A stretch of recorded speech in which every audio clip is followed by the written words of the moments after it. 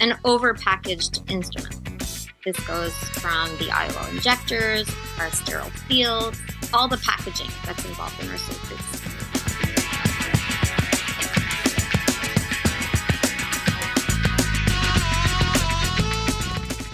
Welcome to EyeCan, a podcast about ophthalmology through a uniquely Canadian lens with Dr. Mona Dagher and myself, Dr. Hadi Sahed. Bienvenue à EyeCan, un balado sur l'ophtalmologie sous un angle typiquement canadien avec le Dr. Hadi Sahed et moi-même, Dr. Mona Dagher. Season 4 of the EyeCan podcast is brought to you by Bayer Ophthalmology. We thank them for their support. Nous aimerions remercier Bayer Ophthalmology pour leur support de la 4e saison du balado EyeCan. We will share our experiences as ophthalmologists today and tackle some of the challenges we face as healthcare providers.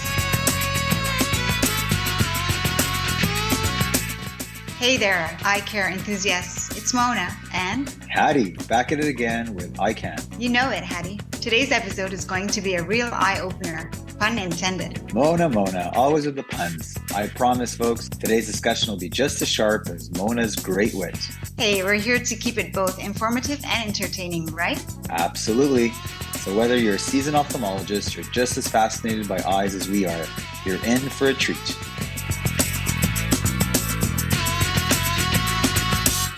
On today's episode of EyeCan, we are pleased to introduce our listeners to the topic of sustainability in ophthalmology with guest Dr. Marie-Claude Robert, a cornea specialist in Montreal.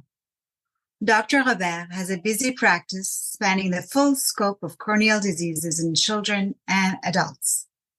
She trained at the University of Ottawa for her undergraduate degree and her medical doctorate, at Université de Montréal for residency and a master's in science, and Harvard University for fellowship.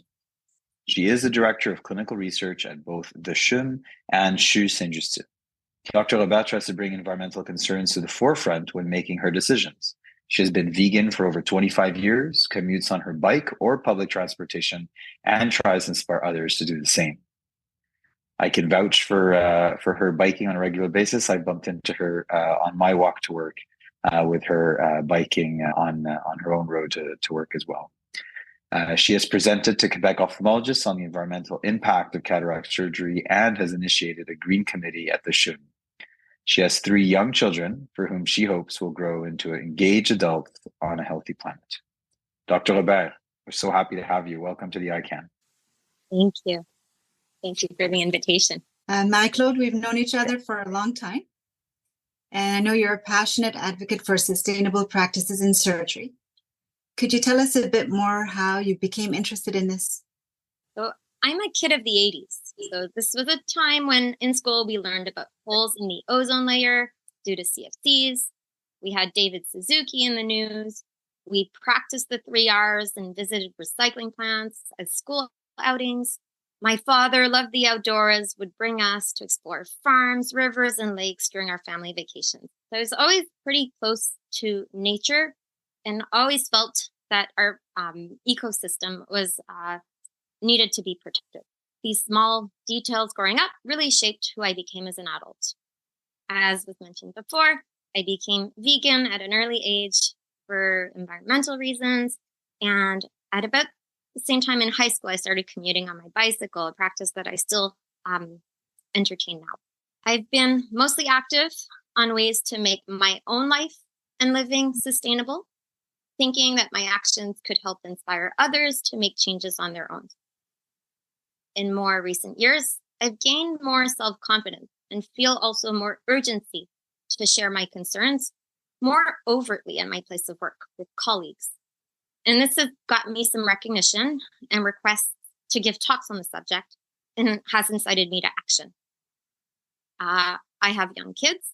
I really try to show them how wonderful our planet is and how our lives need to reflect on our impact on this planet. And what better way than to bring it home in my field, in my expertise, in my passion, which is ophthalmology. It's really wonderful. And it's true, you do have a recognition for doing it. So thank you for opening our eyes. I agree, Marie-Claude, and I can't emphasize enough how meaningful it is to the rest of us for you speak on this topic, because I think many others would like to make changes in their own practices or in their own lives, and probably don't know how, or are not able to fit this onto their list of priorities, or lists of things they're wanting or able to change. So for somebody like you who's cared about this for so long to speak about it, I think is so useful to many of our colleagues who are on the fence about doing something. So really, thank you. I'm interested in hearing about what the early days of sustainable practices were like, and if there's a pioneer that comes to mind, or a champion who you feel brought this to the forefront. So I believe we're still in the early days of sustainable ophthalmology practice in North America. I actually don't believe that our current practices are at all sustainable. It's been well published that the average cataract surgery performed by phacoemulsification will emit about 182 kilograms equivalent of CO2. And that equals a standard gasoline car, driving for 500 to 800 kilometers straight.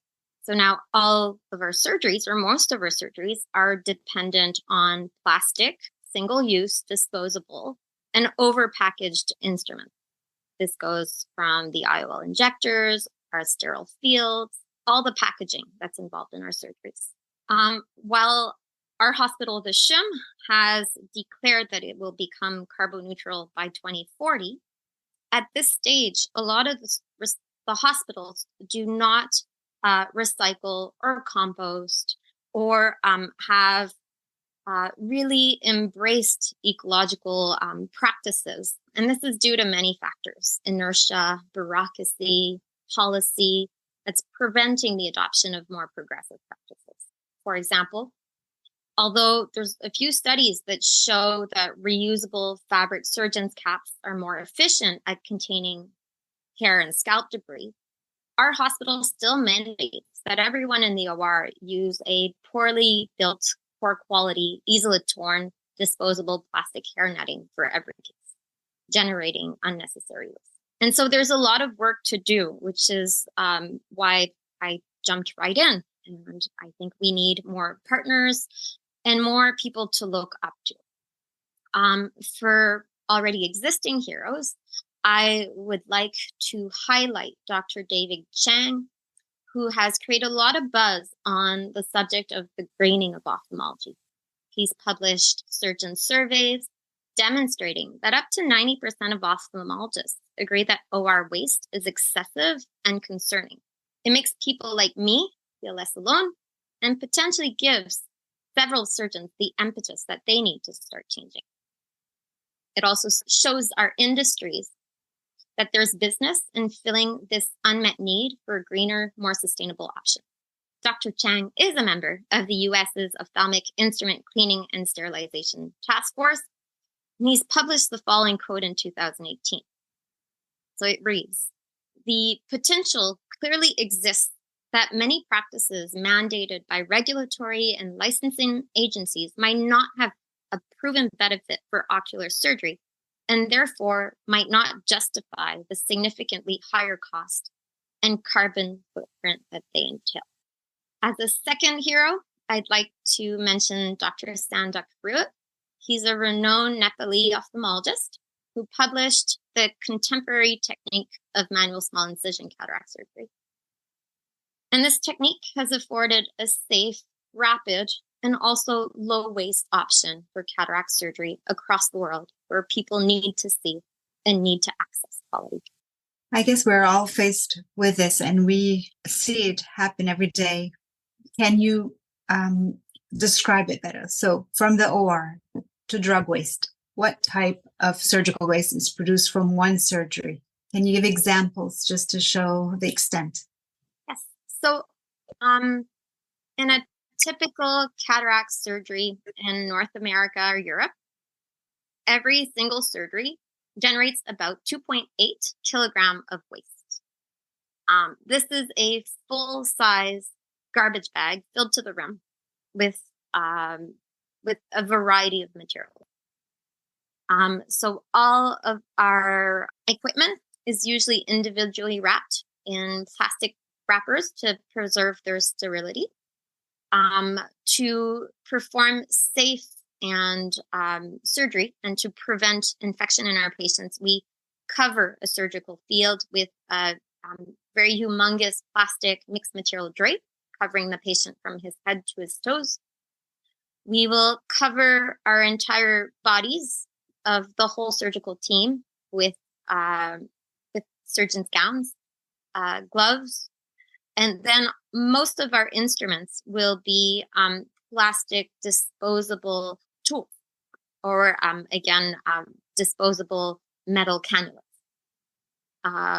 For cataract surgery, we have a machine called a phacoemulsification machine, and this machine will use a cassette and some tubing that needs to be changed at every case.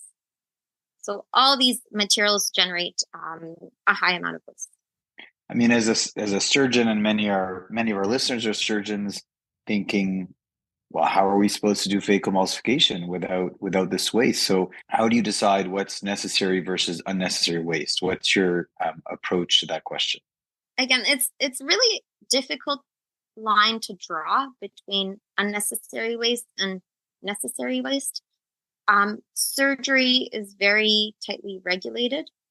Some waste will be necessary per regulation, but possibly not necessary for actual safe and reliable outcomes. A lot of what we do happens through regulation and expert opinion, and not necessarily through research. So I've used the example of the surgeon cap. When you're using 5-6 surgeon caps per day per OR room, well, these things add up because we have a lot of running ORs in ophthalmology, and they run year long. And this is one example of unnecessary waste, as we know that reusable fabric is actually better. Another consideration is basically the plasticization, I like to say, of our surgery, which is a relatively recent phenomenon. I remember using fabric drapes at the beginning of my residency. Now they've all been replaced by huge plastic drapes. Was that change necessary? Probably not. Do they need to be so big? Probably not. Now, I don't know all the reasoning and the debates that happened behind these changes.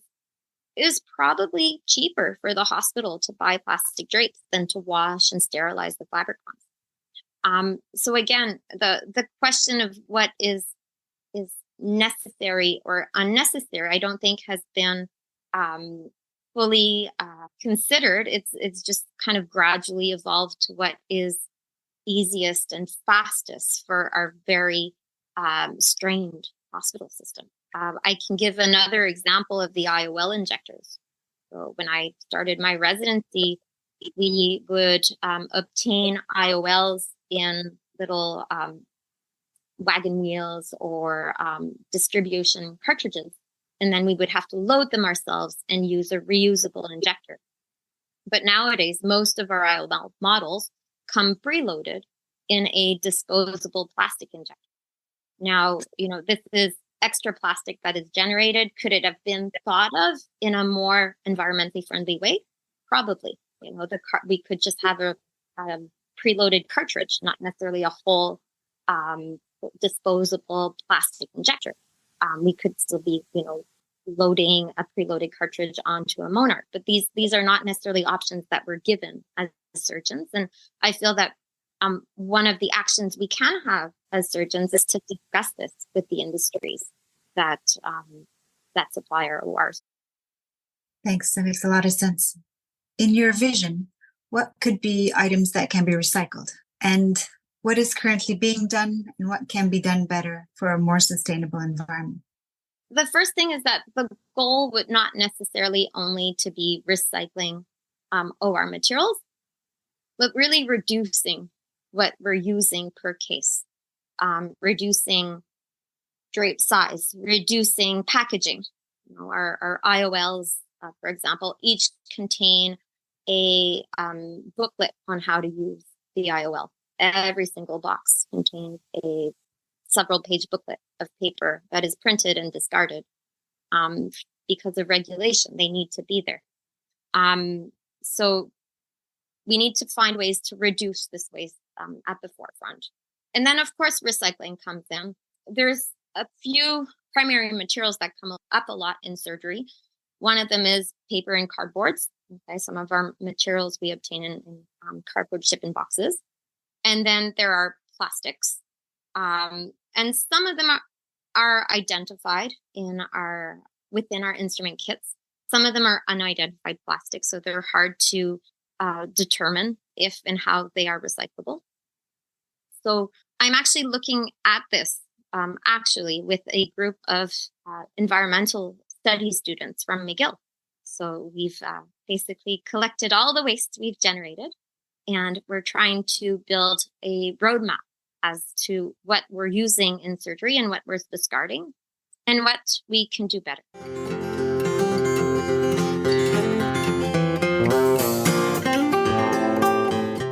EyeCan wants to know what you think. Please send your comments on today's episode or any suggestions you may have for topics or features to communications@cos-sco.ca, and we will try to incorporate them into future episodes.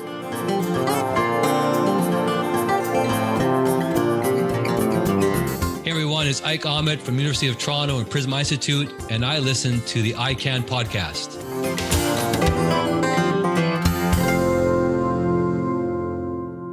Can you share any specific sustainable practices or innovations that you've incorporated into your ophthalmology practice? And how do these changes benefit both patients and the environment? So in my OR, I try to look at every product that I use and determine if I can reuse it safely between patients, and also looking at what I can reduce. So for example, when I do cataract surgeries, I will be reusing the xylocaine jelly that we use to anesthetize the eye before each case, rather than use a new jelly syringe for every case. Contrary to centers in the US, we will reuse eye drops that don't come into contact with the eye of the patient between several cases, so that we're not generating or wasting medications during our surgery. I've also incorporated a recycling bin in my OR so that our nursing staff can start to triage what is recyclable as we're doing surgery, so that papers, cardboard, and recyclable plastics are taken away from the wastebasket. So Marie-Claude, like you, I work at a massive multi-site academic center, and there are protocols in place for just about everything. And so you came up with an example of something that you've incorporated into your cataract OR, and I love the idea.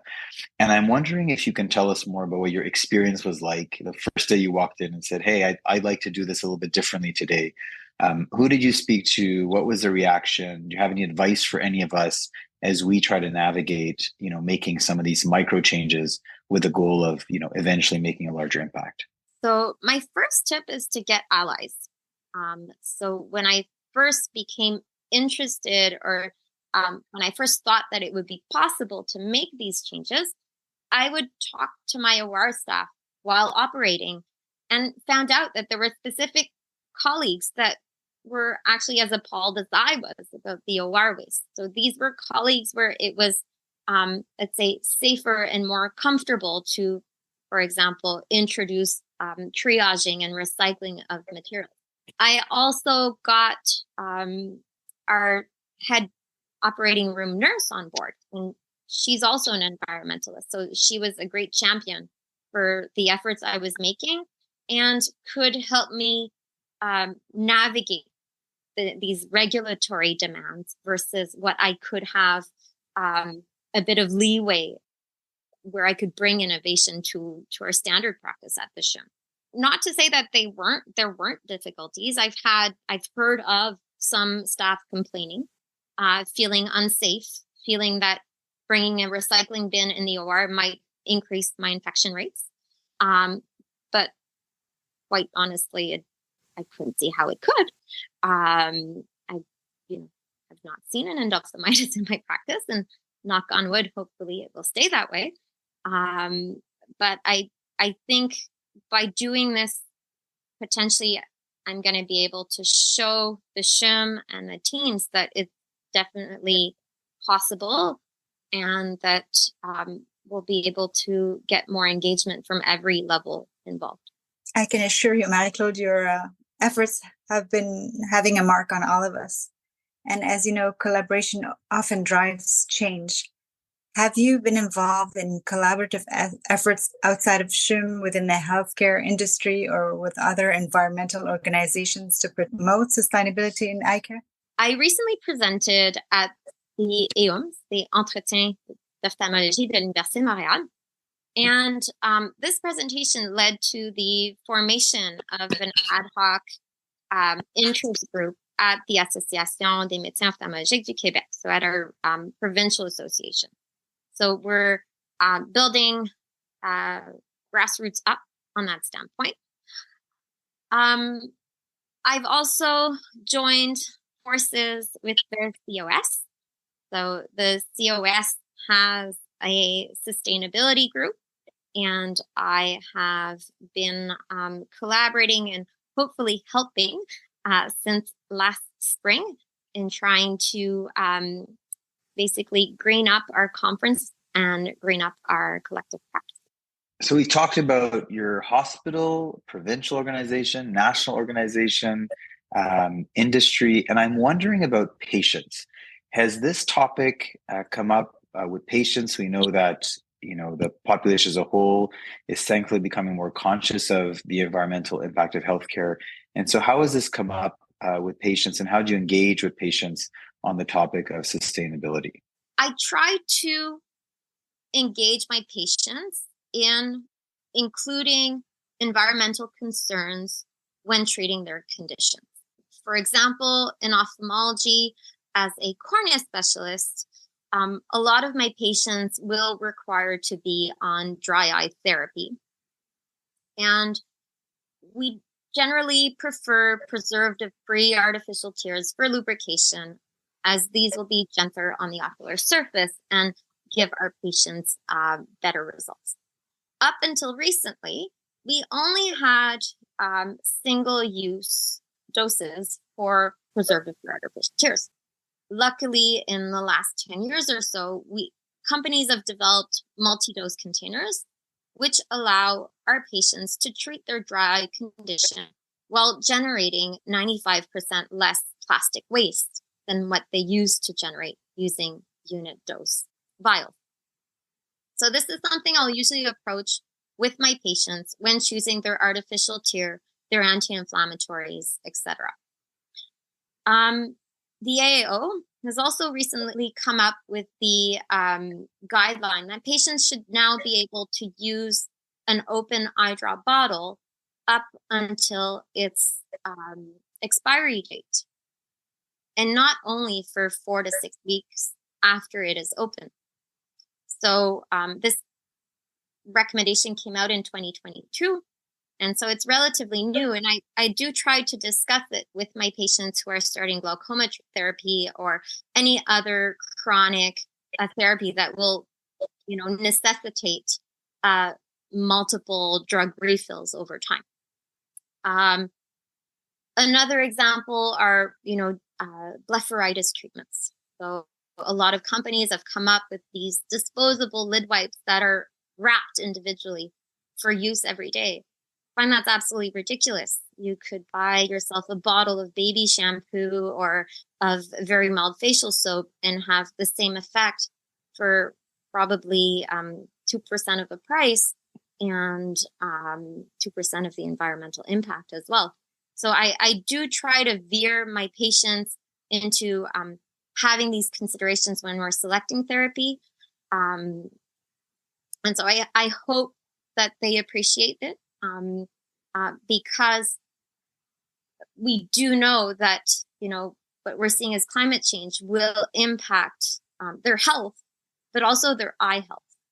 And I'm going to take this leeway to talk about how badly my dry eye patients and my allergy patients were doing last summer in June when there was forest fires and terrible air quality.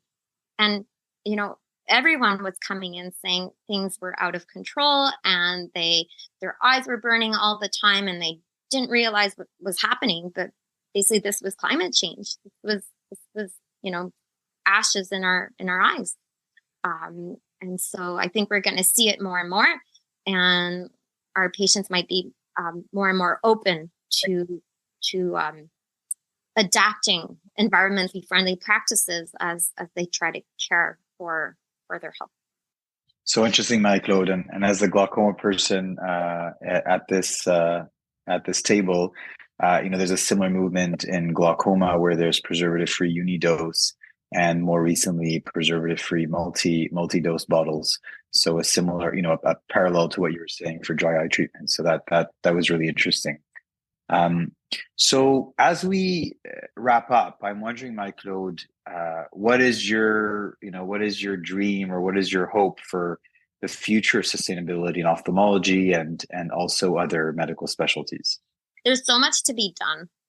Ophthalmologists are creative, innovative, and a caring group of doctors. So I have great hope that our practices can be changed for the better of our earth. My wish for surgical specialties would be to develop a more circular, collaborative process involving the industry as well as our policymakers to improve our waste management and ultimately reduce our waste. Marie-Claude, I would have to congratulate you on being a pioneer in this and for helping us become more aware of ecological problems and things that need to be improved to be able to continue and spread the word and teach our residents to do this more regularly, but become part of our routine and our usual habits. Can you tell us who are some of your sustainability and climate action heroes in general, not just in medicine, in general? So in general, one of my climate heroes has to be Greta Thunberg. I think she's brought it to the forefront, made people uncomfortable, and I think that was needed. So kudos to Greta.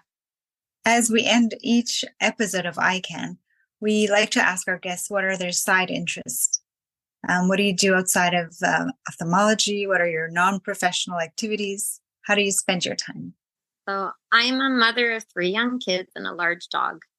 So I spend a lot of my time outdoors, playing in the forest, in the lakes. And I spend a lot of time working in ophthalmology as well. I like to cycle, as was mentioned before. I cycle for fun. I cycle to go to work. And I love food. My husband's a great cook. And I like to bake pastries, so vegan pastries. Amazing hidden talent. That's great. Well, we'll have to benefit from that, from those talents, both you and your husband, hopefully sometime soon. Marie-Claude, thank you for sharing your thoughts on this topic.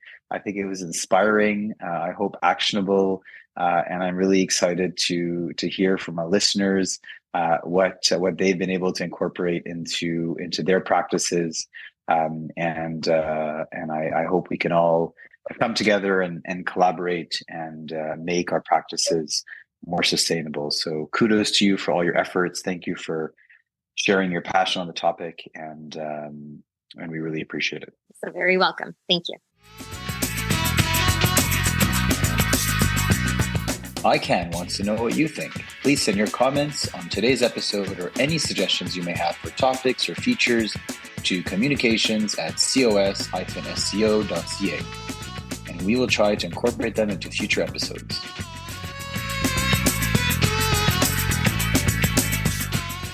Season 4 of the EyeCan podcast is brought to you by Bayer Ophthalmology.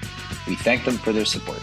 Nous aimerions remercier Bayer Ophthalmology pour leur support de la 4e saison du balado EyeCan.